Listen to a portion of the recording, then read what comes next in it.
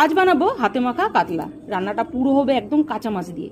এই রেসিপিতে কিন্তু মাছটাকে একদমই ভাজা যাবে না, শুধু মশলা দিয়ে কড়াইতেই মেখে সোজাসুজি বসিয়ে দিয়ে রান্নাটা হবে। যারা ভাবছেন না ভেজে রান্না করলে মাছ থেকে একটা আষ্টা আষ্টা গন্ধ লাগবে, আমি অনুরোধ করছি এইভাবে একবার বানিয়ে খান।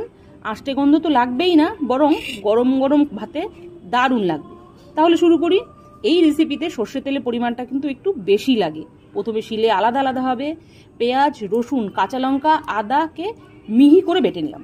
এবার কাতলার কয়েকটা পিস নিয়ে তার মধ্যে নুন, হলুদ মাখিয়ে একে একে পেঁয়াজ বাটা, লঙ্কা বাটা, রসুন বাটা, জিরে, ধনের গুঁড়ো, হলুদ গুঁড়ো, কাশ্মীরি লঙ্কার গুঁড়ো, নুন, পরিমাণ মতো সর্ষে তেল দিয়ে খুব ভালো করে মেখে 10 মিনিট রেস্টে রাখলাম।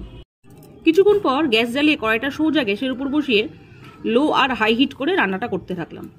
কিছুক্ষণ পর এভাবে ঢাকনা খুলে আবার মাছগুলোকে খুব সাবধানে নেড়েচেড়ে আবারও চাপা ঢাকা দিয়ে দিলাম। এইভাবে কিছু রান্না করার পর মাছগুলো সেদ্ধ হয়ে গেলে খুব সাবধানে নেড়েচেড়ে এবার ওপর দিয়ে গরম মশলা দিয়ে গ্যাস বন্ধ করলেই রেডি ওপার বাংলার হাতে মাখা কাতলা রেসিপি। এবার গরম গরম ভাতের সাথে একটু মাছ নিন, সাথে একটু গ্রেভি নিন আর জমিয়ে খান।